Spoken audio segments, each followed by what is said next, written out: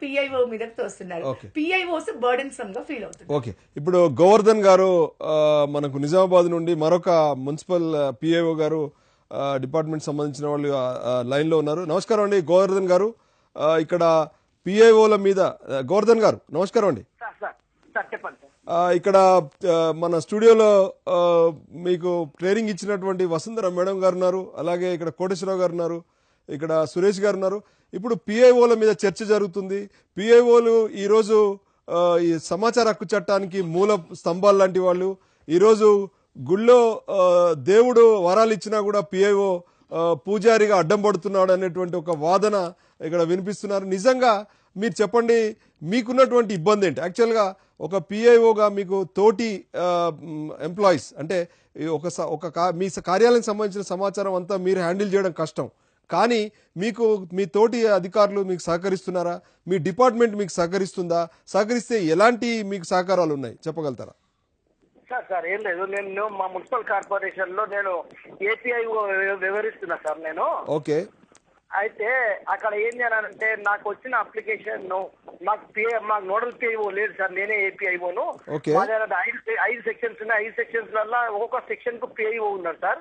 అయితే నాకు వచ్చిన అప్లికేషన్ నేను పిఐఓ గారికి చేర్చడంలో వాళ్ళు ఎట్లా అంటే నేను వస్తుంటేనే అమ్మో ఏదో వస్తుంది అన్న ఫీలింగ్ లో ఉన్నారు పిఐఓస్.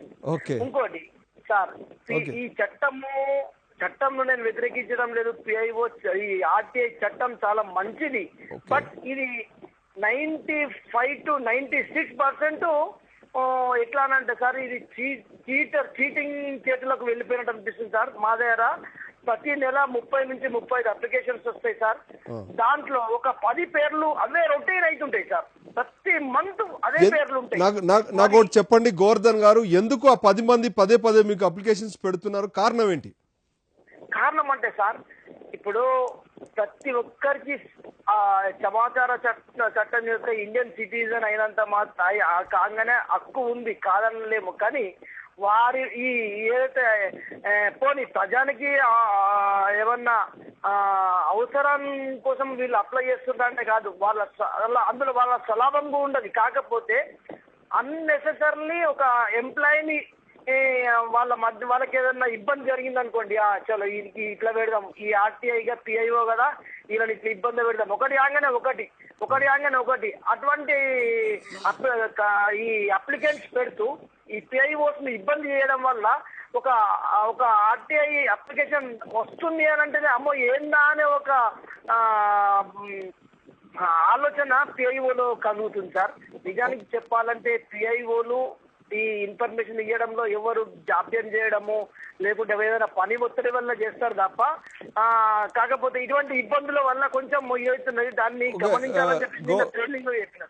గోవర్ధన్ గారు ఒకటి చెప్పండి, మీకున్నటువంటి ఇలాంటి ఏదైనా ఇబ్బందుల గురించి మీ పై అధికారులకు కానీ మీ డిపార్ట్మెంట్ బాస్లకు కానీ లేదా ట్రైనింగ్ ఇన్స్టిట్యూట్స్ కానీ మీరేమైనా సలహాలు సూచనలు లేదా రిక్వెస్ట్ పెడుతున్నారా? సెక్షన్ 41 గురించి మీకేమైనా మీకు సహకారం ఉందా? మీరు ఎప్పుడైనా అడిగారా మీ డిపార్ట్మెంట్ లో? సార్ అయితే మాకు మా ఆఫీసర్ నుంచి మంచి ఈ విషయంలో ఏదైనా ఇబ్బంది ఉంటే నాకు చెప్పండి అనేది మా కమిషనర్ గారు కూడా చెప్తారు సార్.